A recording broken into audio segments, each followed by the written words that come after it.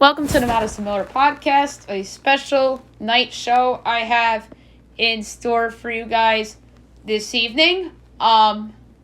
We will be talking all things New York Rangers in the Eastern Conference Finals and their opponent, the Tampa Bay Lightning.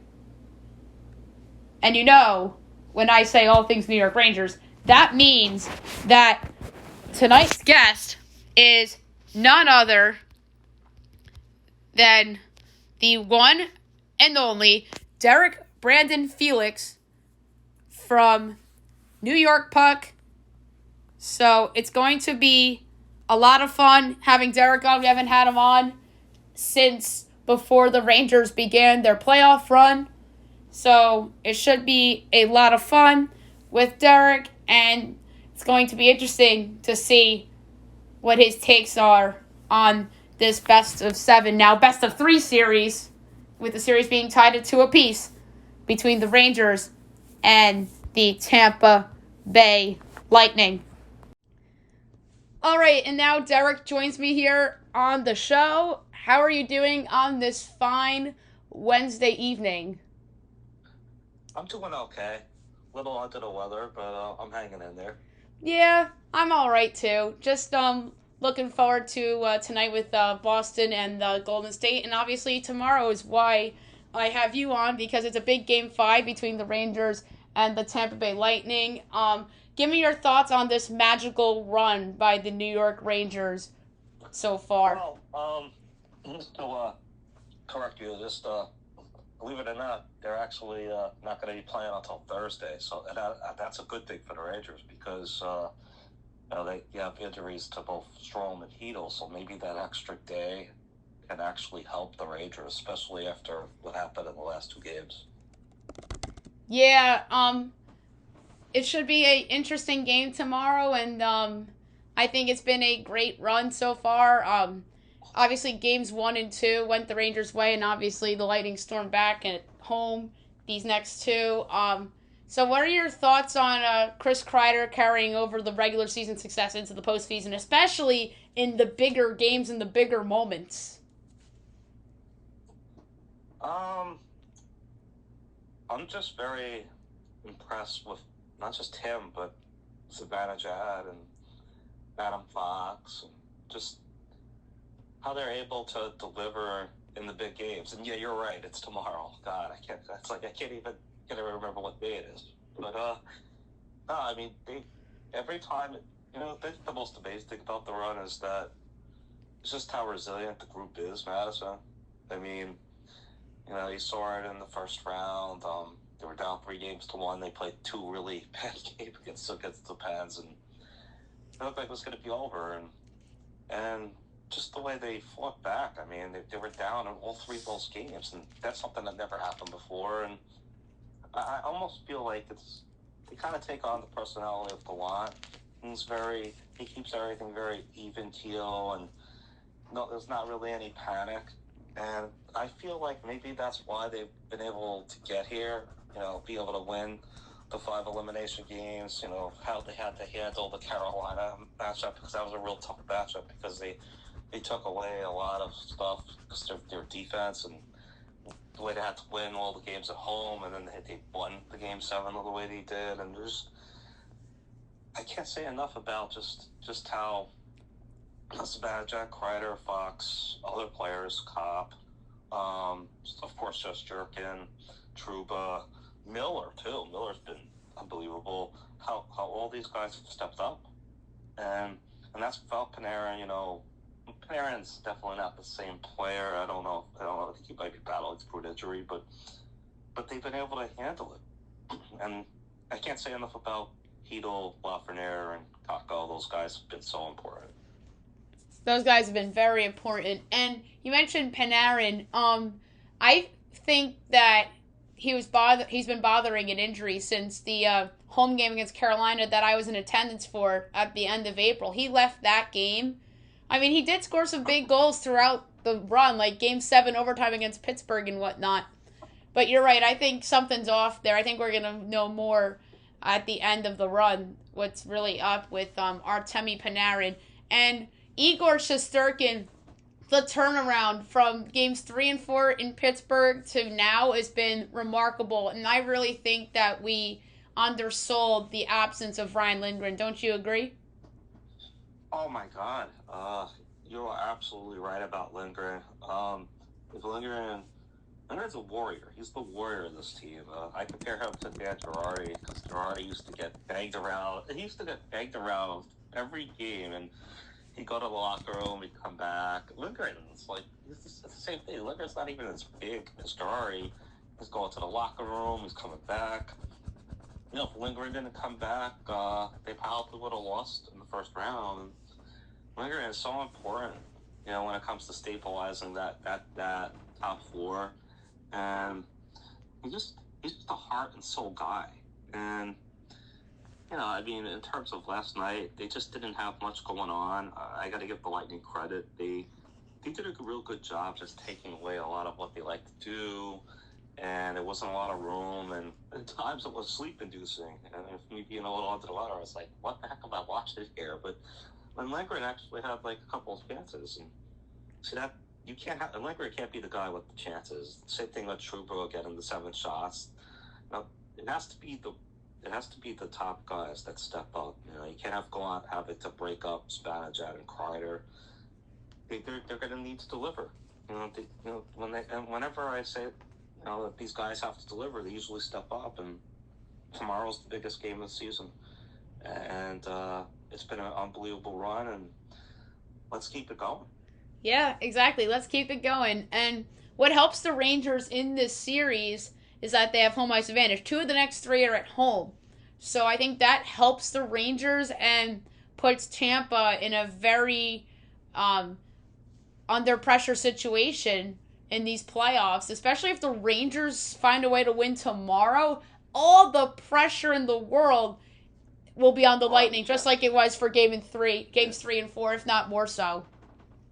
Well, one thing I'm going to say, though, is that, they never lost 2 in a row until the series, and the Rangers looked really good in the first 2 games, and you saw how the champs, they won it 2 in a row because they're just so tough. They were doing this without their whole third line. They lost Gaudreau, of course, is on our side, and Gaudreau blocks a shot, and he's playing a little banged up, and he's been a real important soldier for the Rangers. And of course they lost Gordon Coleman and they replaced them. But the one thing I would say about them is that if you're gonna beat this team, the Lightning, the Kucherovs and the Plots and the Stamkos, Hedmans, McDonoughs, Vasilevskis, and this Ralph Prater Point, and Point might be returning soon. So, but the way to beat them, you've got to go full throttle. They haven't scored an even strength goal, 5-on-5 goal in the last 2 games. But they had a lot of success in the first 2 games. Maybe getting away from Cirelli, at home could help because Cirelli, since Cooper put that line together, it's been real hard. I kind of like in the Lightning, they're kind of like a combination of Jason and Michael Myers. Right. When you have the chance, you have to kill them, and they just didn't have enough killer instinct in the last 2 games. Obviously, having home ice tomorrow, that's huge. But you can't just rely on that. You got to win the battles, and they were winning the battles in the first 2 games. So they got to get back to winning those battles. They got to get back to forechecking. The Lightning have had the edge in the forecheck the last 2 games, and they got to get bodies to the net. The Lightning are doing that. They're taking extra hacks at Jeff Durkin. They're the team that's doing what it has to do. Whereas the Rangers, they gotta do that. That's what they gotta do. They gotta reverse that. They gotta reverse that. And this series is playing out a little like the second round. We were the team that was down 2 games to none. So it's different. It's different. But you're right. You're only as good as your next game. And if they could get that next game, then they could worry about getting a game in Tampa and trying to finish it. Right, and that's not going to be easy winning in Tampa. I know it wasn't easy winning in Pittsburgh in that Game 6. That was a ruckus crowd. The Tampa crowd's going to be ruckus in Game 6, whether they're up or down in the series. And then that crowd in Carolina was ruckus in Game 7 until the Rangers went up 1-0. So I think the Rangers on the road, I'm actually, in a weird way, I'm comfortable with them on the road because of the two games, because of the Game 7 on the road and the Game 6 in Pittsburgh. So, like, part of me is a little bit comfortable with them on the road in a big spot, even though it's against the Lightning. And obviously the Lightning, I think, are a bigger challenger than the previous two opponents because that they won the last two Stanley Cups. Gerard Gallant, I think he's just been amazing. Did you think he was robbed of the Jack Adams Award? I think that the Florida coach should have won it, but do you think that Gallant was robbed? I was surprised. I actually was really surprised because, and I'm not saying that Daryl Sutter, like, he's a great coach. We know what he did with the LA Kings, and even before that, he coached the Sharks, he coached the Flames, and he did great jobs there. He's been around for a long time, and I think he did a great job with the Calgary Flames. I didn't have big expectations for them, but I mean, was he really? Did he really do the best job? And Andrew Brunette, he took over for Quenneville, and he did a great job there as well. But they were loaded. They had a lot of talent, and they were loaded, and he did an excellent job. But I just feel like Gallant did the best job. Like, yeah, I mean, the goal was to make the playoffs, and I had them in the playoffs, but did you or I have them with 110 points, with finishing second, finishing only like 6 points behind Carolina, and winning, one less game and they've won in their history in terms of franchise records, and getting some of these young players to, buy in, and I think Gallant should have won, but it doesn't really matter what I think. It's just an award, and look, I mean, John Cooper's never won a Jack Adams. That's crazy. That's a disgrace. Come on. I mean, Jesus. They get these things wrong sometimes. So, it is what it is. Yeah, and I thought that Burnett should have probably won the Jack Adams because of the situation he took over and the fact that they literally ran away with the President's Trophy. But Gallant did an amazing job. I thought you could make a case that Gallant was robbed too. I thought Gallant should have came in second. My issue is that I don't think Daryl Sutter should have won. I thought it should have either been Gallant or Burnett, personally. I like when they release like the voting for these things, and like I noticed that Todd McClellan, we talked about Todd McClellan, and they nearly took out the Oilers, and the Oilers had to go into their building to win and then win a Game 7 to get on their run. And I thought McClellan finishing sixth, I was like, nah, he should have been higher. I mean, that team had no business being in the playoffs, and Todd McClellan did a great job, especially without Drew Doughty. So, I mean, you know what? I mean, there's going to be awards, and we're not always going to agree with votes. I remember you and I, when Judge didn't win the MVP when he lost to Altuve. So it's just the way it is sometimes. I don't know. I don't know. I don't know. Like, they're not. Everybody's opinion's different, and we try to see it the way we see it, and people are going to see it the way they do. So, and Gallant's still doing a great job, and I'm curious to see, what he's going to come up with for this pivotal Game 5, because it's huge. It is huge. And I'm certainly looking forward to it. And the Hart Trophy is going to be interesting. Igor's a finalist for it, but I don't think he's going to win it. I think it's going to be Austin Matthews. Do you think that Igor has a shot? I don't. I agree with you. I think it's nice. It's really nice that they recognized him and he got nominated for it. It kind of reminds me of when Lundqvist got nominated for the Hart. Oh, yeah. Yeah, early in his career, he actually did, and I was like, wow, that's really cool. But anytime they put a goalie I mean, in there, that tells you how valuable they think he's been, and he really was. He really is. I mean, you're looking at the two best goalies going at it here in this conference final, and it's starting to play out that way. And it's great. It's a great matchup. I think that I think Matthews deserves to win, but I keep having this sneaky feeling that they're going to give it to McDavid. But I think that Matthews was the most valuable player, and I think he should win. So let's hope that I'm right about that. But it might be close. It could be close. Yeah, and one year, Carey Price won the Hart Trophy. He won it. I want to say it was 2013-14 season, the year that he was incredible in that year. He was incredible. The year that they lost to the Rangers in the conference final. I think that was the year that he won the Hart Trophy. Yeah, he was awesome.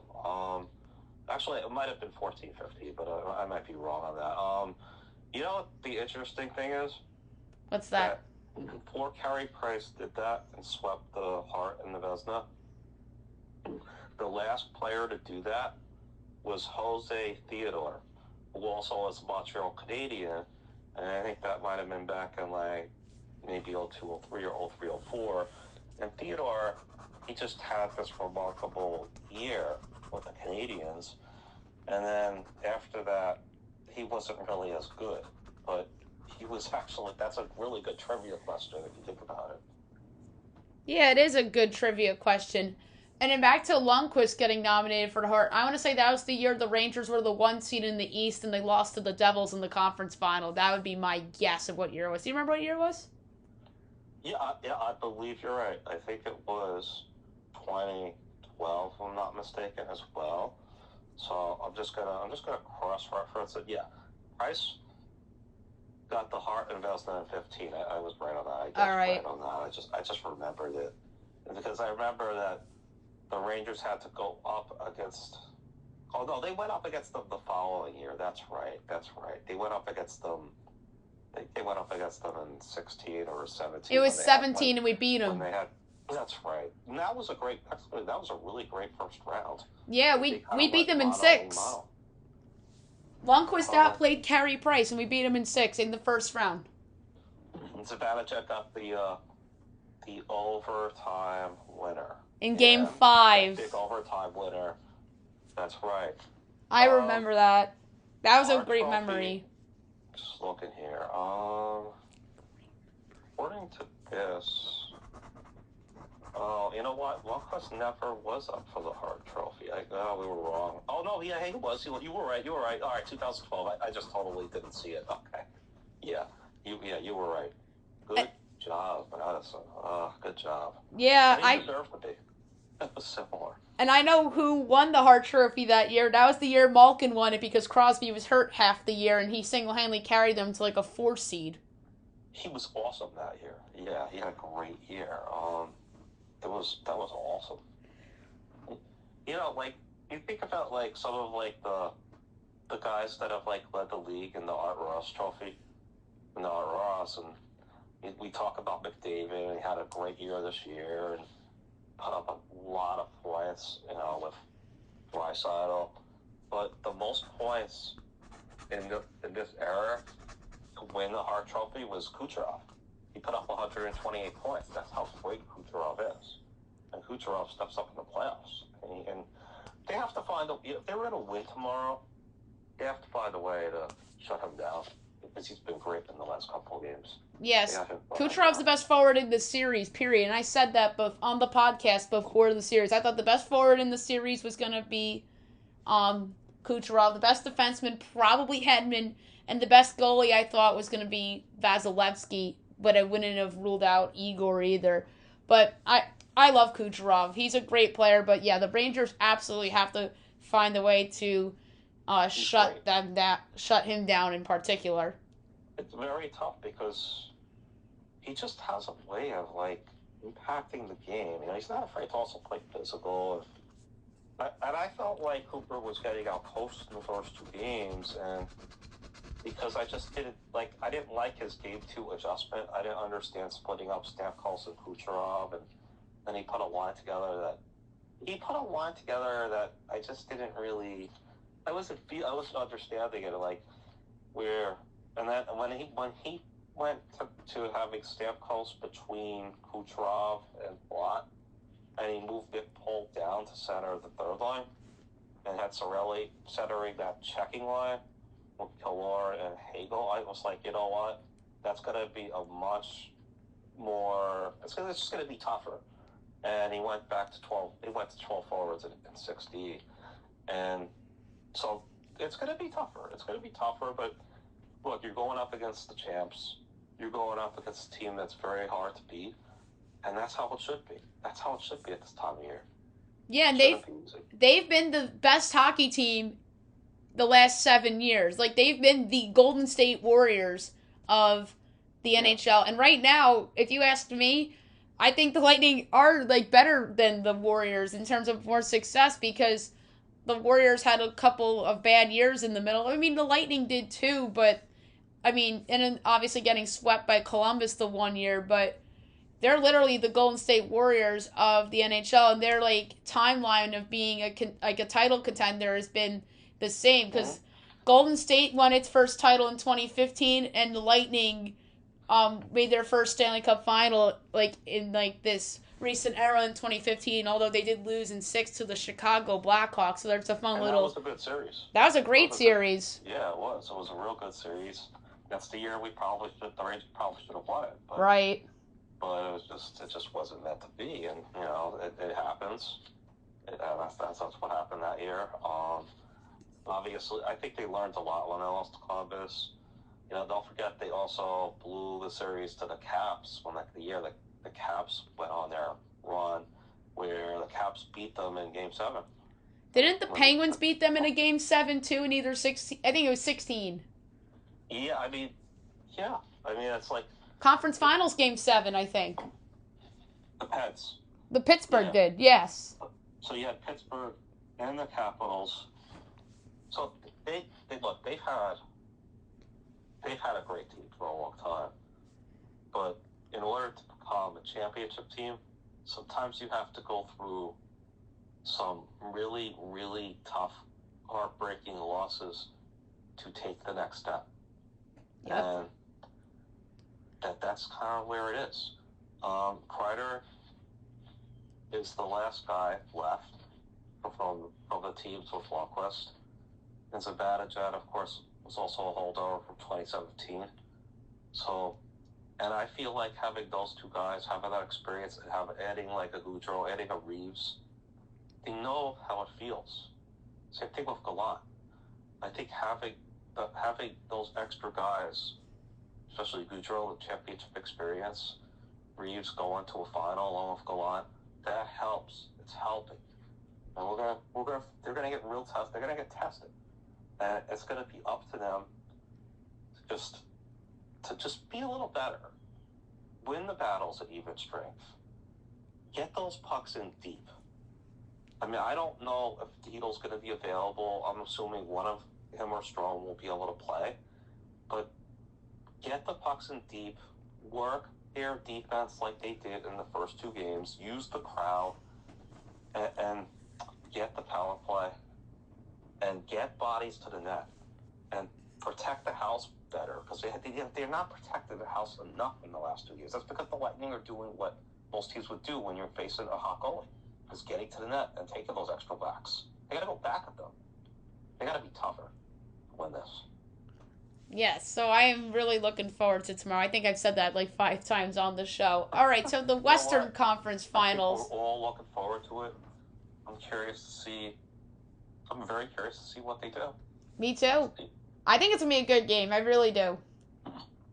That crowd is going to be electric tomorrow night. It's got to be better than knowing that once Kucherov scored that goal, that I could start writing my recap. That's got to be better than that. Right. All right, so the Western Conference Finals, as our group chat is trying to call us, and I'm going to try to decline that, as I did. So the Oilers get swept by the Avalanche. Avs make their first cup final with this current iteration of talent they have. I think the Avs have been the best team all season long, even though they did not win the President's Trophy. What do you make of the Avalanche's run? And do you think they've been lucky because of some of these injuries? I know everyone says the Rangers were lucky. I think the Avalanche were arguably lucky with some of these injuries, even though they have their goalie who's injured right now. You know, you said something that's true. When they faced the Predators, they didn't have to go up against Pekka Rinne. I mean, and obviously they would have still probably beat them. Juicy sorrow. They were facing basically, backups. He went up against the Blues, and that was a real good series. And it's unfortunate that Binnington got hurt the way he did, and I thought Husso stepped up, but he wasn't as good as Binnington. He gave up some goals that hurt them, that hurt them. Well, the Oilers, look, the Oilers got as far as they were supposed to get. They weren't supposed to get that far. I agree. McDavid, and especially Draisaitl, was playing on one leg, basically. They were incredible against the Calgary Flames. Incredible. And so was Zach Hyman. And he turned out to be a huge, huge acquisition. And Kane. And what happened against the Avalanche? He just ran into a much better team. And that's with Kane. He had a miserable series. He really had a bad series. And Makar was able to match up against McDavid because he can skate. And Draisaitl he's playing on one leg, and he still got 4 assists in the last game.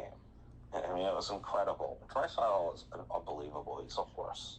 He's playing on basically a bad ankle or whatever. But they're just much better, the Avalanche, and that's with what Francois stepping out, or Frankie, as they like to call him, stepping in for Kemper. And honestly. How much worse is Francois than Kemper? Kemper gives up bad goals. I like Kemper more than you do, though. Yeah, no, I honestly think, I don't think that's much of a downgrade. I really don't. I mean... Francois, he kind of reminds me of Domingue from Pittsburgh. How he just went in and stepped up, Yeah. Yeah, if you look at... He had a .916 save percentage. They had basically the same goals against average in Kemper. I mean, Darcy Kemper is the guy that played most of the games. But, if you're Bednar, right? Jared Bednar, and you're in the Cup final, you're in the Stanley Cup final, your first Stanley Cup final since 2001, the last time they won it in a 7-game series against the Devils. And let's say Kemper gets ready or whatever. Are you really going to go away from a goalie that got you there? That he's playing well. I mean, yes, Edmonton finally scored some goals on him. They finally got to him, but it might be hard to make that switch back. Unless I guess it's going to depend on what happens. But they're going to be really fresh. And you talk about McKinnon. Not having Kadri, that could hurt them if he's not available in the next series, and it sounds like he might not be because of Evander Kane and his usual cheap shots. That could hurt. But they got Landeskog, and so you got him and McKinnon together. And then they play Rantanen. Oh, that's right. They moved Rantanen. They reunited Rantanen with McKinnon and Landeskog. As they should have. That's right. Don't forget about Devon Tays. They just have a lot of really good players. Duchushkin's a good player. Lehkonen was a great pickup, and of course he gets the game winner on a great face-off play there, deflection, and puts in the rebound. Eric Johnson is a very experienced defenseman, and he doesn't have to play as many minutes, and he just plays 5-on-5 and penalty kill. They got Gerard. They've got they got a whole bunch. Actually, I think Gerard's out. But they have a lot of depth. JT Compher is a real good player, and he's scored some really big goals during this run. So, in terms of depth, when you talk about Compher, you talk about, the Darren Helms, and Lehkonens, and Josh Manson, they're very deep. You know what makes them really hard, Madison? What's that? Their skating. The way they're able to transition from defense to offense, they're a very fast skating team. Like, the Rangers or Lightning, they will not go up against like a more dangerous like team in terms of just transitioning. So, and I'm just wondering, let's say that our series with the Lightning, it goes 7 games. How much of the Rangers, if they have to go 7 games again, which they had to do in the first 2 rounds, or the Lightning, who had to go, they had to go and come back against the Leafs to beat them, but they did beat the Panthers in 4. And let's say they have to go 7 against us. How much are they going to have left for the Colorado Avalanche? That's my question. Right. But also you have to factor in the rust when it comes to the Avalanche. I am betting against Colorado potentially in Game 1 of the Stanley Cup Final. Well, you might be right about that. I mean, you saw how the Lightning played in Game 1 against us. Right. And so it's true. I mean, yeah, that can be a factor. And that also, like, if you're going up against the Avalanche in that Game 1, especially at that altitude, which was a factor as well, but that might be your best chance to steal Game 1. So, yeah, that might be your best chance to steal a game, to steal the whole ice, is to get that first game. So that's definitely something to keep an eye on. So, the Avalanche, I probably would say, would be favorites, just because I feel like they're fresher. Right. But you know what? Why don't we see what happens? Let's see how this plays out. Obviously, they're going to be rested. They're going to be waiting around. So we're going to have to wait and see what happens. That's right. We got to wait and see what happens between Rangers Lightning. Like, that series might end in 6, and the Ranger Lightning winner, if that winner wins in 6, won't have that extra Game 7 from the conference finals and would have a little bit extra rest going into Colorado if they don't have to go 7. It's just hanging around. They don't. So so, you know, that can weigh on your mind. You know, this is the first time that group with Nathan McKinnon, with those guys, including Nelson Scott, who I think is a great leader, have made it to the Stanley Cup final. And, you know, this was their goal, to finally break through. They had to get through the second round. And then once they got through the Blues, a Stanley Cup team in the past, they were able to do it. Yeah, they had a favorable matchup, and they took advantage of it, and you give them credit. They did what they had to do. And don't forget that they had to come back in Game 4. They came back in Game 4, even if Mike Smith was in net, and the Oilers don't have basically defense optional as well. But they came back, and they took it in overtime. So you give them credit. I'm fascinated by how the Rangers going to respond. Now the pressure's on them. So, I mean, not that there's not pressure on the Lightning, but there's pressure. But now the Rangers got to protect the home ice. They've never won 8 games in a row. They've never won 8 games in a row at the Garden, ever, in the playoffs. That's a record. So there's a lot on the line. There's a lot riding on the line with this game. So they really need to win this game. I totally agree with you right there. All right, a couple rapid fire things before we go. A lot of coaching changes in the NHL. Most recently, Bruce Cassidy out in Boston. I was surprised to see that. Do you think Barry Trotz ultimately lands there? Because that's what I believe. I don't think so. I have no idea what Barry Trotz is going to do, to be honest. I mean, there are so many, coaching vacancies. He has, and he sounds like he's going to take his time. He's already interviewed, I think, with Couple, Winnipeg, the Flyers. I think that was another one. Vegas, let's just say Vegas wouldn't be interested. It might be Winnipeg being, where Trotz is from. Now Boston decides to fire Cassidy, and I didn't see that coming. I don't understand it, to be honest. They've had so much. He's done a great job there. They've had a lot of success. They made 1 or 2 Stanley Cup finals. So he's done a great job there, and they fire him. Most Boston fans are very upset. They don't understand what the heck the Boston Bruins are doing. And don't forget, they still have to try to re-sign Bergeron. I don't really understand what the heck they're doing. I don't know where Trout's going to wind up. I think Trout's going to continue to take his time. But there's all these coaching vacancies, and there's too many coaching vacancies. There's a lot of them. Insane when I think about it. I'm also interested to see who Philadelphia ultimately hires. I mean, I heard that they interviewed Trotz.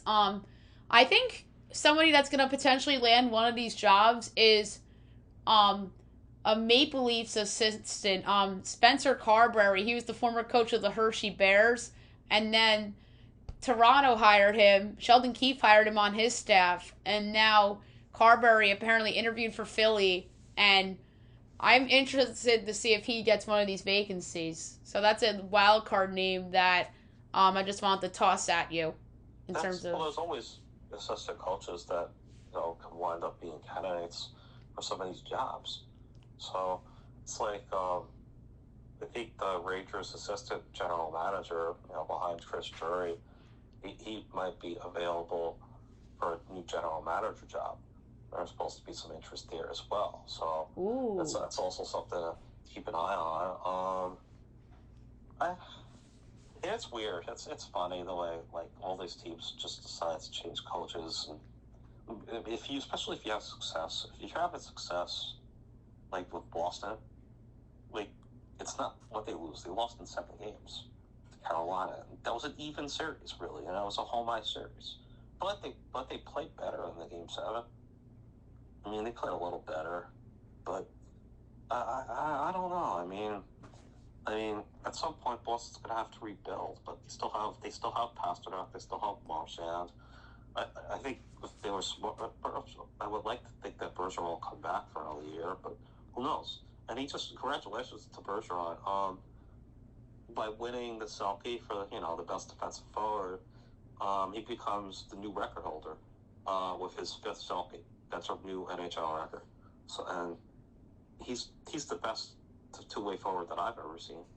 So, absolutely. Congratulations to him. And he's one of my favorite players. So, go figure. Yeah, he is a great player, for sure. That's awesome. I mean, other defensive forwards that I love watching Sergei Fedorov. Boy, he was great. I loved him. Pavel Datsyuk, that's another one. And to a lesser extent, Jonathan Toews. So those are just some of the players I would throw up in there for you. Yeah, there's a lot of great defensive forwards. Last thing before we go, have you watched a little bit of the NBA Finals? I haven't really gotten into it, but yeah, I will actually be able to watch more tonight, and this way I could at least, especially if it being 1-1. I do want to check it out. My friend's team's in there. My friend Timmy's a Celtics guy. Bruce a Celtics guy. Yeah, I'm not a Celtics person, obviously, but before the series, I felt like they would have a chance to compete in the series because they played really hard defense, and I really liked Tatum and I liked Brown, and so I wasn't surprised that they got one of the 2 games of Golden State. I was shocked at the way they did it. Right. I was sick. So what did I do for that game? I listened to the whole 4th quarter on ESPN radio, and I was just so shocked. They were making all these 3-point shots, and 17-0 run. It was stunning. And I'm getting texts from my friend, and he just couldn't believe it, and it was great. And I knew they weren't going to win game 2. No way. They're not Golden State. That's a championship-proven team. They weren't going to win the second game. So, is it 2-3-2 or is it 2-2-1-1-1? It's the same as hockey. It's what? It's the same as hockey. 2-2-1-1-1. I liked it better when it was 2-3-2. I'll be honest. I disagree with that. I think it worked better. I think it just works better for basketball. I don't know. But, and then they went back. But I am curious. I'm going to watch some of it tonight. So, because I want to see what happens. I want to see what happens, especially the next 2 games. Golden State now has a little bit of pressure to win all those next 2 games. Absolutely. And I love that. I love that. I think that's great because how many times did Golden State have that kind of pressure? Like, I mean, the Raptors, they put the pressure on them. The Raptors were great, but in other series, they didn't feel all this pressure. Well, with the exception of LeBron that one year when he just wouldn't be denied, and I could tell that was going to happen. I think we both knew that. I could just tell he had that look in his eye. They were going to come back and win somehow. It was amazing. But and that was a great series. But I want to see what happens. Like, what are your thoughts? Like, what do you think? I mean, who did you pick? I took Boston in 6 because of their potential of stealing a few games at the Chase Center in San Francisco, and I just thought, like, say if they're up 3-2 and Game 6 is in Boston, the Celtics are not losing that game. I mean, I know they were up 3-2 against Miami and lost that game. I just thought that was a weird Game 6 and how that played out, but I agree with you. Up 3-2, I just in the NBA Finals, I just don't see Golden State going in there and beating Boston with that crowd being so raucous. Like TD Garden with the Bruins and the Celtics, like with big moments, that arena gets raucous, and they're very. You know what they are? Like, they're a very rowdy crowd. They're very rowdy. Like that's just the way Boston fans are. And that's what I think that's exactly what you're referring to when you talk about the energy in that building. Is that they are very rowdy. And I agreed with what you said about Game 6. And I remember watching Game 6, and I said to my dad this was the first half, I said, Butler's going to have to score 45 points. He's going to have to get 45 points for Miami to win this game. And then he wound up with 47. That's like, are you kidding me? But I just felt like the Celtics were the better team than the Heat, so I felt the Celtics would win Game 7, and that's what I told my friend Timmy. I said they're going to win Game 7, and that's exactly what happened. Yeah, and they almost lost that Game 7 because Butler, on literally one leg, like, single-handedly carried Miami, like, in that game to have a chance to win the game, and he went for Amazing. I thought that was a bad shot by Butler. I thought that was a bad shot. Yeah, I think I know what shot you're talking about. The shot that would have given them the lead. Mm-hmm. Yeah. But hey, give the Celtics credit. They bounced back from that Game 6 and won in Game 7. Now they're 1-1 in the final with the game about to start in 40 minutes. So should be a good game tonight. I'm going to say the Celtics take Game 3. I think I would probably give the edge to them in Game 3. I mean, they should probably get, like, a really good spark from the crowd.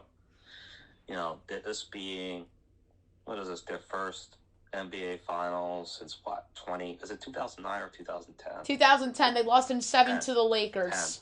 10. You want my honest opinion?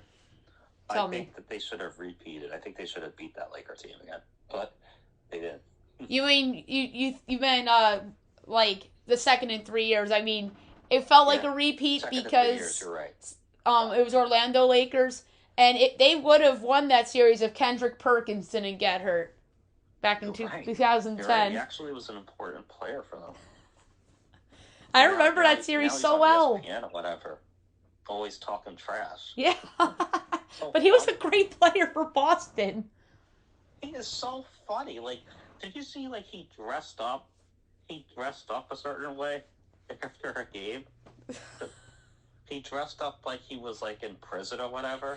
Like he was Golden State or whatever because of how bad he were. Like, Stephen A. Smith looked like he was speechless when I saw that. I was like, what the heck is going on here? No, that was hilarious. That was hilarious. And I like him on ESPN. He's very funny. He is. Yeah, it's good to see sometimes former players like on the broadcasts and whatnot. So Derek, unfortunately, we gotta get going because I gotta get ready for this NBA Finals game and get a bite to eat before then. I hope to have you on sometime in the summer after this Rangers thing is done to recap that, and then we obviously have to catch up with the Yankees as well. You know, the Yankees have been awesome, and that's a great story. It's great to see them having all success, and I hope Aaron Judge hits another 40 home runs. That's what I'm hoping for. At least that'd be great. Let's go Rangers. Let's go Rangers. I really hope that they get this game tomorrow. It's going to be tough, but let's go Rangers. That's right. Let's go Rangers. No quit in New York. No quit in New York. That's right. And Derek, we'll have you on soon, all right? Thank you for having me, Madison. It's always a pleasure. All right. Good night.